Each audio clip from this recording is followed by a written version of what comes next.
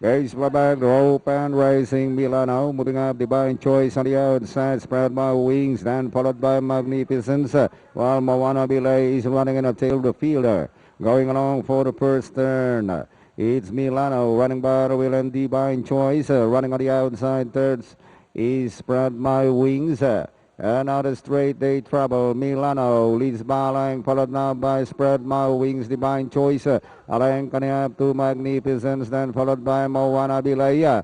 Into the back day trouble. It's now Spread My Wings, leads Baha Falang, followed by Milano. Divine Choice running in third, Magnificence and Moana Bilaya. But still, Spread My Wings leads Balang, followed by Milano in second. And here comes Divine Choice coming closer in third, Magnificence and Moana Bilaya. Nearing the last 600, Spread My Wings leads Balang, followed by Milano. Divine Choice on the outside, third and Magnificence.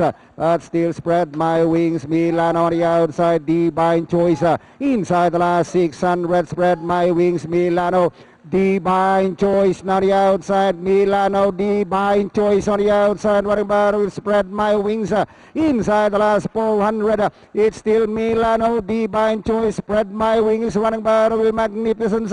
Towards the final turn, Milano and Divine Choice on the outside. It's now Divine Choice on the outside, Milano is running by will. And running in third, Spread My Wings, Magnificence, Moana Bilaya. It's still entry number 4, Divine Choice, Milano, Divine Choice, Milano, Milano, Divine Choice. And finally, Milano got his one over Divine Choice, Spread My Wings, Magnificence, and Moana Bilay.